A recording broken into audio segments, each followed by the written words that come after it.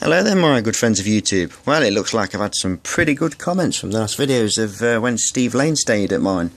We had a pretty good laugh. We got up to some good high voltage and destroying stuff and messing about wiring stuff up and just generally having some awesome time.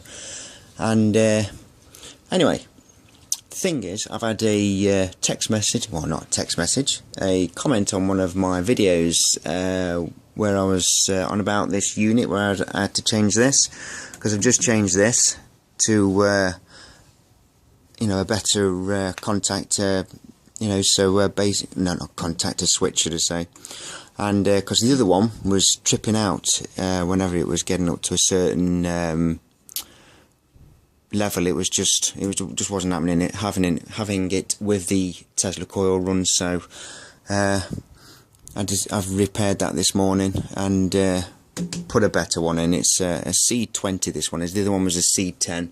So hopefully this one will take the shunt.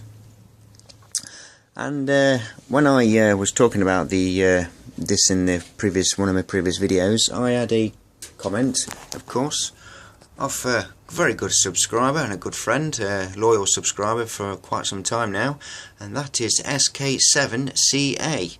And I've tried to do his picture the best I could with some marker pens. The bit there isn't green, it's a blue, but I couldn't find a blue marker, so I used a green one. But I tried to do it the best I could. I'm sure you'll chuckle at that, mate, when you see that. And he asked to see inside of here, so I've took both sides off, because at the minute I might as well do the video today while I've got the sides off, because I'm actually putting one of these in, and you know what that is, don't you? And you see with this one, it won't work when it's like that. You have to put your thumb over it for it to work properly, which was an idea of mine. Removing the nipple just from out there, and you put your so you can do it. So if you accidentally lean on it, which me and Steve Lane was, I was showing Steve Lane and he was looking at it when he was here, and he commented how much of a good idea it is. But yeah, so if you accidentally lean on it and you've got something connected up, it's not going to cause any problems. So you've got to actually put your thumb over the end of it and then squeeze it first. So that's a good feature, that is, guys. You can see all the way through it. So I've got me piping and that ready for this thing. That's the first switch, and then that's the second switch. So when you squeeze it gently, it'll go, and then the second one. So I'll show you inside of here then. So there's the ZVS driver, there's the variac, there's the smoothing cap. One of those has been sent to Larry, HDXFH. Mate, you should have got that by now. Where is it? And there's the rectifier just there on a heat sink. There's a power supply just there, just right through there. Got to be careful because there's power through this thing. So I can show you when I switch it on. There's a power supply there which runs the LEDs and the smaller relays, the small low voltage relays, which the relays switch to the larger contactors. There's a contactor just there, which is for my ZVS driver, which switches that. Switch that off. There's the fans, and there's the rheostat, which is to bring some of the current down. There's the inside of all the other bits and bobs that are in there. So I'll slowly go down. I've just put a bit of tape over the end of there, of the variac, just a bit of insulation tape, just because it's on, you see. And my fault if I do get a shock, but if I ever put my hand in there with the top plate being live, I'd rather it not shock me, even though the rest of this is live.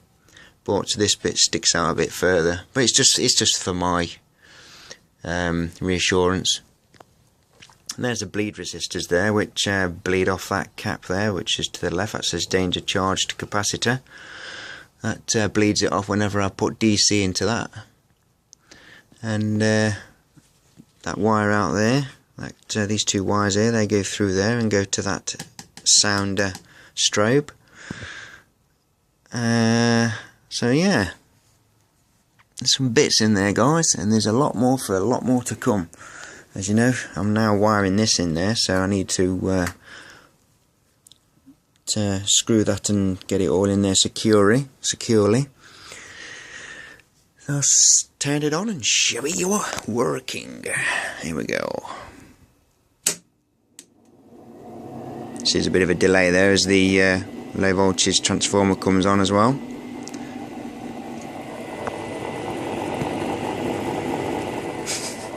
Sorry.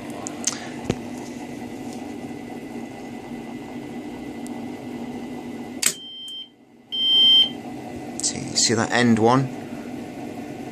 See the bit of the window come out there? And then there's the ZVS, which is that one there. You want to see on the top there actually. It'll focus in.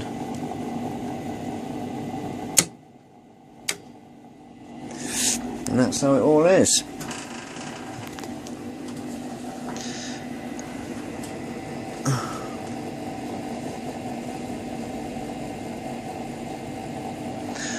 So I thought I'd share that with you then, guys. So let me quickly show you around the other side actually before we go. Got bits all over the floor because I'm doing this what's it?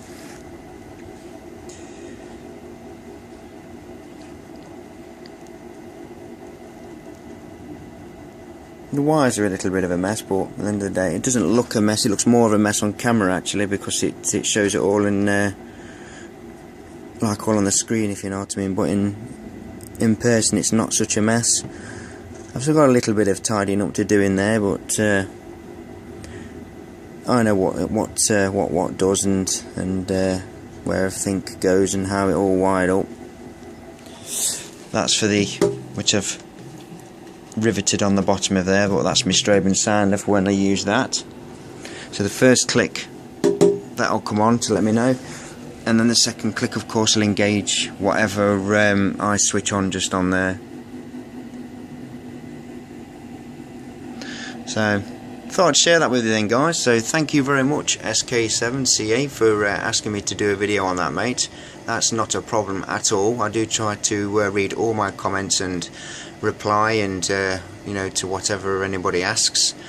I can't of course do everything for everyone, but I do try to do what I can.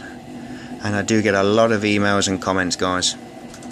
So thanks for watching. Look after yourselves. Be safe. Speak again.